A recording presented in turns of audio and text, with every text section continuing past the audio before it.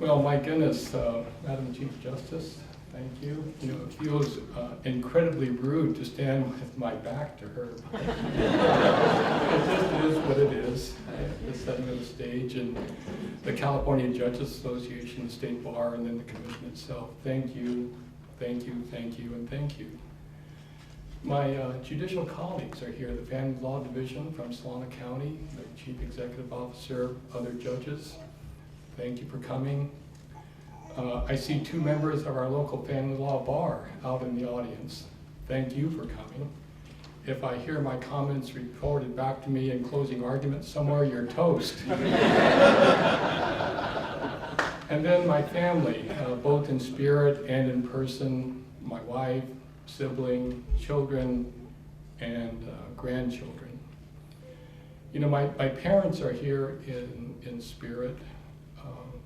They would not have been proud today.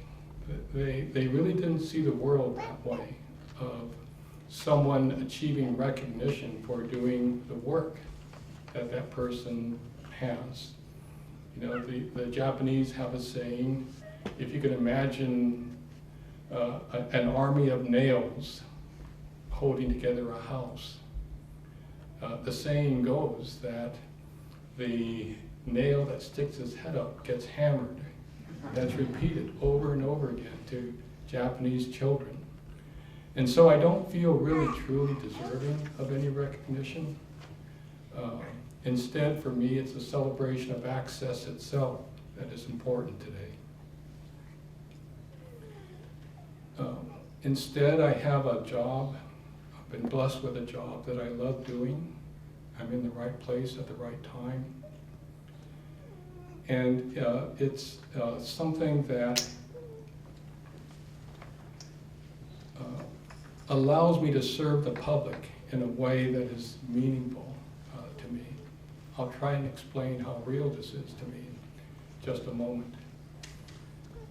You know, it changes a person, public service. You can't help but see the interconnectedness of people. How success of one person in our courts leads to a chain reaction of success in the community.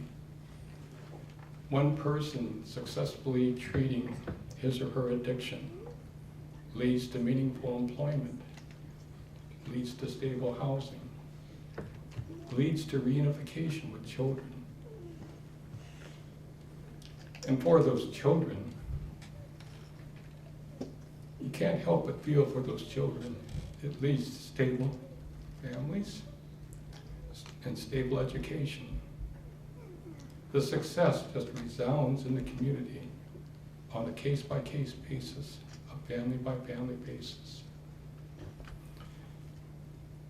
And it reflects back on government itself, because what more can a successful government be than one that has a community full of successes?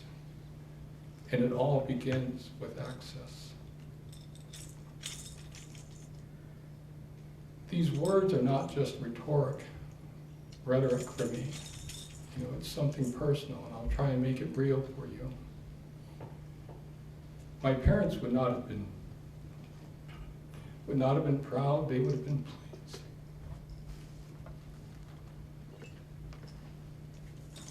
Pleased to see their children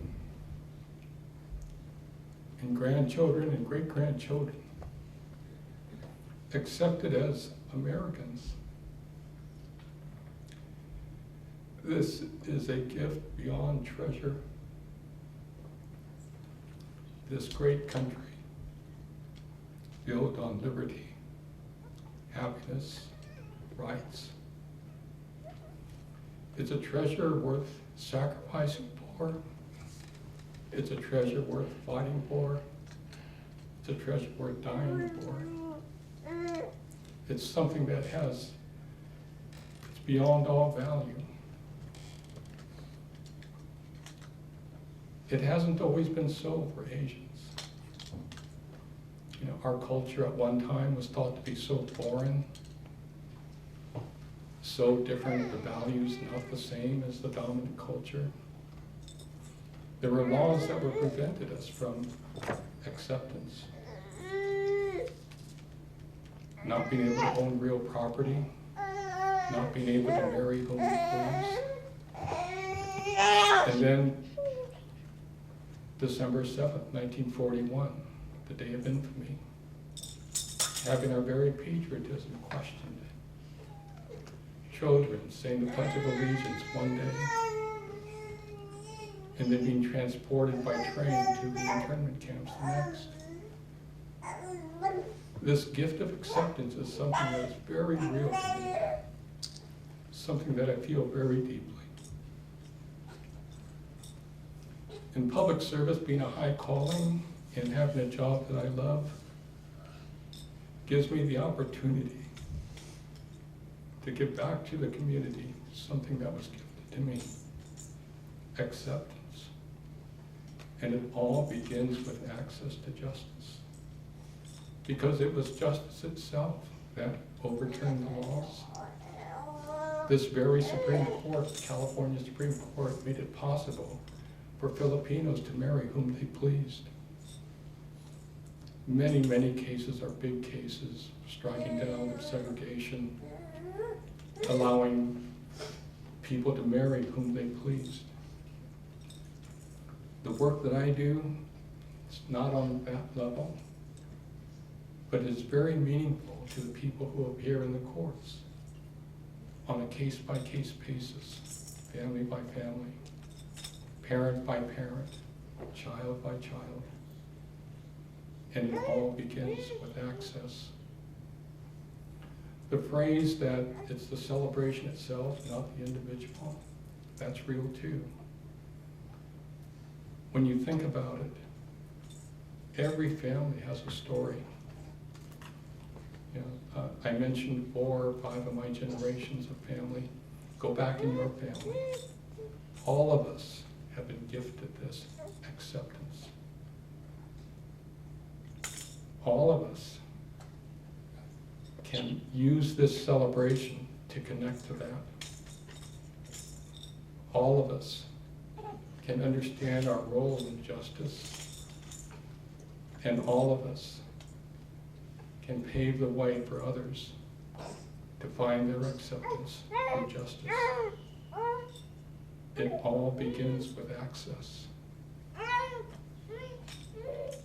And the final word for my parents,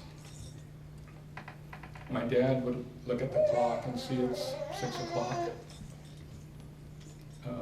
You know, he'd signal to my mom and then just pick up his shovel and leave. My mom, she would catch my eye, look meaningful at all of you, and then say to me with a smile, "Garry, it's time to stop talking. These people want to go home." That's